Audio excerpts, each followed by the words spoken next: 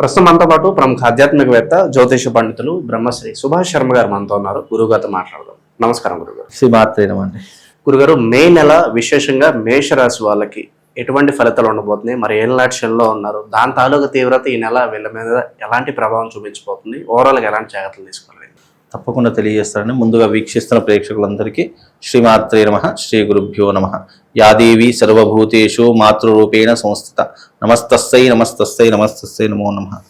ఈ మాసంలో మేషరాశి వారికి కాస్త గడ్డు కాలమే అని చెప్పుకోవచ్చు. ఉన్న రాశుల్లో ద్వాదశ రాశుల్లో ముఖ్యంగా 12 రాశుల్లో కనుక చూసుకుంటే కాస్త బ్యాడ్ పొజిషన్ ఉన్నటువంటి రాశుల్లో ఈ మేషరాశి ఒకటి అని చెప్పుకోవచ్చు. ఈ మేషరాశి వారికి ఈ మాసంలో కాస్త ఒడిదొడుకులు ఎదురవుతూ ఉంటాయి. ఉద్యోగం కావచ్చు, వృత్తి వ్యాపారం కావచ్చు, చాలా మట్టుకు నష్టం ఏర్పడేటటువంటి లక్షణాలు ఎక్కువగా ఉంటూ ఉంటాయి. తద్వారా వీళ్ళకి ఏమిటి అని అంటే గనక మేషరాశి వారికి ఇప్పుడున్నటువంటి పరిస్థితుల్లో కాస్త ఇబ్బందులే అని చెప్పుకోవచ్చు. అంత అనుకున్నటువంటి పనులు జరుగుతాయి కానీ, లేదు అని అంటే గనక వాళ్లకు ఏదైనా సంతోషమైనటువంటి వార్త వినడం కానీ ఇలాంటివి ఏమీ కూడా ఈ మాసంలో వాళ్ళకు అనుకూలంగా ఉండదు. అందుకే ఈ ముఖ్యంగా మేషరాశి వారు ఎవరైతే ఉన్నారో కాస్త గడ్డు కాలమే అని చెప్పుకోవచ్చు. వీళ్ళ లక్షణాలు సాధారణంగా ఏ విధంగా ఉంటాయి గురుగారు? ముఖ్యంగా మేషరాశి వారి యొక్క లక్షణాలు అంటే గనక వీళ్ళకు కోపం, ఆవేశం ఎక్కువగా ఉంటూ ఉంటుంది. చంచలమైనటువంటి మనస్తత్వం కలిగి ఉంటూ ఉంటారు. వీళ్ళకు యుద్ధ వాతావరణం అంటే ఎప్పుడు కూడా గొడవలు, ఇబ్బందులు ఇలాంటివే ఎక్కువగా వీళ్ళ జీవితంలో అన్ఎక్స్పెక్టెడ్ గా జరుగుతూ ఉంటాయి. అవి దేనికి దారితీస్తాయి అనేటటువంటి భగవంతుడికి ఎరుక. కనుక వీళ్ళకి ఇప్పుడున్నటువంటి దాంట్లో సంతోషము, ఆనందము ఉంటుంది అనేటటువంటిది అయితే ఏమీ కనిపించలేదు. బికాజ్ మేషరాశి వారికి ఏలినాటి శని ప్రభావం ఒకటి, గురుబలం లేకపోవడం ఒకటి, మేషరాశి వారికి వెనకే శని ఉండడం. మేషరాశి వారికి వెనకే శని ఉండడం వల్ల ఏమవుతుంది అంటే గనక వెనక నుండి శని ఎప్పుడు కూడా బెత్తంతో కొడుతూ ఉంటాడట. ఎందుకు అంటే గనక వీళ్లకు ఈ 7.5 సంవత్సరాల పాటు ఇక శని వీళ్ళను వెంటాడుతూనే ఉంటాడు. వీళ్ళు చేసిన కర్మలు కావచ్చు, వీళ్ళు చేసినటువంటి పాప వృత్తులు కావచ్చు, వీళ్ళు చేసినటువంటి ఇబ్బందులు కావచ్చు, వీళ్ళని ఇప్పుడు వెంటాడుతూ ఉంటాయి. అవి చాలా మట్టుకు ఈ జన్మలో అనుకుంటాం, కానీ వీళ్ళు చేసినటువంటి గత జన్మ కావచ్చు, ఈ జన్మలో చేసినటువంటి కర్మ కావచ్చు, అది వాళ్ళని పట్టి పీడించుకొని తినేటటువంటి లక్షణాలు ఎక్కువగా ఏర్పడుతూ ఉంటాయి. కాబట్టి మేషరాశి వారికి కాస్త గడ్డు కాలమే అని చెప్పుకోవచ్చు. అలాగే వ్యాపారం నందు నష్టములు, కష్టములు, ఇబ్బందులు, నమ్మిన వాళ్ళ దగ్గర నుంచి మోసములు, ఇవన్నీ కూడా ఎక్కువగా ఈ యొక్క మేషరాశి వారికి ఎక్కువగా జరుగుతూ ఉంటాయి. అలాగే ముఖ్యంగా పై అధికారుల దగ్గర నుంచి ఒత్తిడి, ఎవరైతే గవర్నమెంట్ రంగంలో పనిచేసే వాళ్ళు కావచ్చు, లేదా సాఫ్ట్వేర్ రంగంలో పనిచేసే వాళ్ళు, స్ట్రెస్ ఎక్కువగా అయిపోతుంది. పై అధికారుల నుండి పని ఒత్తిడి పెరిగిపోయేటట్టు లక్షణాలు ఉంటూ ఉంటాయి. అలాగే ప్రయాణాల్లో ఆటంకములు, లేదంటే ప్రమాదాలు జరగడము, యాక్సిడెంట్లు జరగడము, లేదు అని అంటే కనుక ఆరోగ్య భంగం ఏర్పడము, ఇలాంటివి ఎక్కువగా జరుగుతూ ఉంటాయి. అలాగే తరచూ ప్రయాణాలు, విలువైనటువంటి వస్తువులను అమ్ముకునేటటువంటి పరిస్థితులు ఏర్పడము, ఇలాంటివి జరుగుతుంటాయి. ఆర్థిక పరమైనటువంటి ఇబ్బందులు, విద్య, ఉద్యోగము ఇలాంటి వాటిలో నష్టం ఏర్పడము, బంధుమిత్రులతో వైరము అంటే అయిన వాళ్ళతో శత్రుత్వం ఏర్పడము, ఇలాంటివి ఎక్కువగా జరుగుతూ ఉంటాయి. గురుగారు, టర్నింగ్ పాయింట్ అంటే ఇప్పుడు ఏలినాటి శని దశ ఏ స్టేజ్ లో ఉంది ప్రస్తుతం? వీళ్ళకి గుడ్ టైం స్టార్ట్ అవ్వాలంటే ఎంత సమయం పడుతుంది?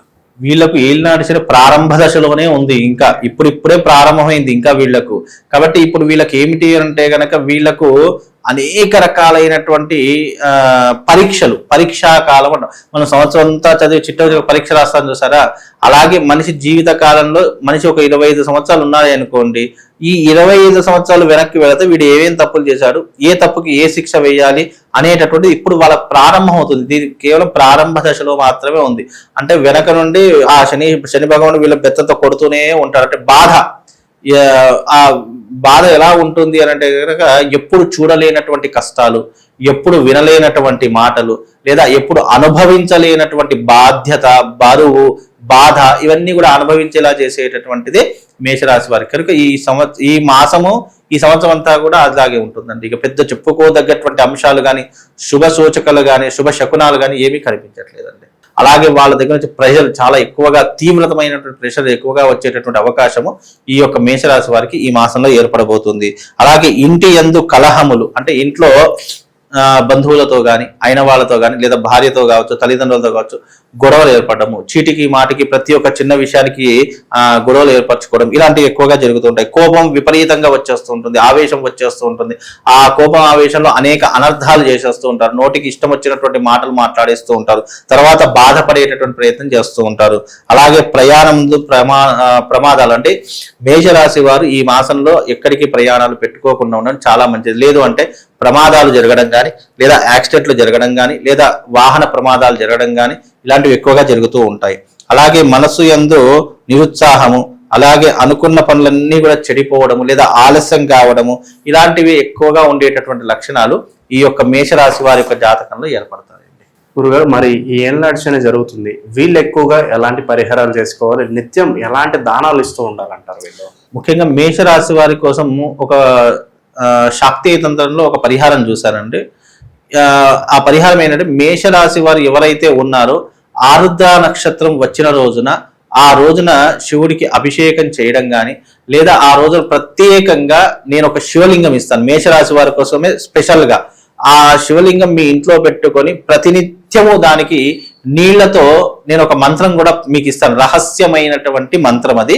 ఎవరైతే ఆ శివలింగం ఆర్డర్ చేసుకుంటారో నేను చెప్పినటువంటి మంత్రంతో మేషరాశి వారు గనక ఆ శివలింగానికి, అది అద్భుతమైన శక్తిలింగము అని అంటాం, ఆ శక్తిలింగాన్ని గనక వాళ్ళు అభిషేకం చేసుకున్నట్టయితే వాళ్లకు ఏలినాటి శని ప్రభావం కాస్త తగ్గుముఖం పట్టేటటువంటి అవకాశం ఉంటుంది. ఎందుకంటే శివుడు కాలాతీతుడు, కాలరుద్రుడు అని అంటూ ఉంటాం. కాబట్టి అలాంటి శివునికి గనక మనము నేను చెప్పినటువంటి శక్తిలింగానికి గనక అభిషేకం చేస్తే శని ప్రభావం తగ్గుముఖం పట్టేటటువంటి అవకాశము, లేదా ఆ వ్యక్తికి ఆ శని మూలకంగా కానీ ఏలినాటి శని ప్రభావం వల్ల కానీ తీవ్రమైనటువంటి ఇబ్బంది కలిగినప్పుడు ఆ భగవంతుడు పరమేశ్వరుడు దాన్ని అడ్డుకోవడం కానీ ఇలాంటివి తప్పకుండా జరిగేటటువంటి అవకాశము మనం ప్రతినిత్యము చేసేటటువంటి శక్తిలింగానికి పూజ చేయడం ద్వారా కలుగుతుంది. కాబట్టి ఆ శక్తిలింగాన్ని మీరు మేషరాశి వారు ముఖ్యంగా పెట్టుకోవాలి. ఎందుకంటే మేషరాశి వారికి ఈ మాసము చాలా గడ్డు కాలము అని చెప్పుకోవచ్చు, అలాంటి వారికి కాస్త నష్టమే అని చెప్పుకోవచ్చు. కాబట్టి అలాంటి వారు తప్పకుండా శక్తిలింగాన్ని మీ ఇంట్లో పెట్టుకొని ప్రతినిత్యం పూజ చేసుకుని, ఎందుకంటే 7.5 సంవత్సరాల పాటు ఉంటుంది కాబట్టి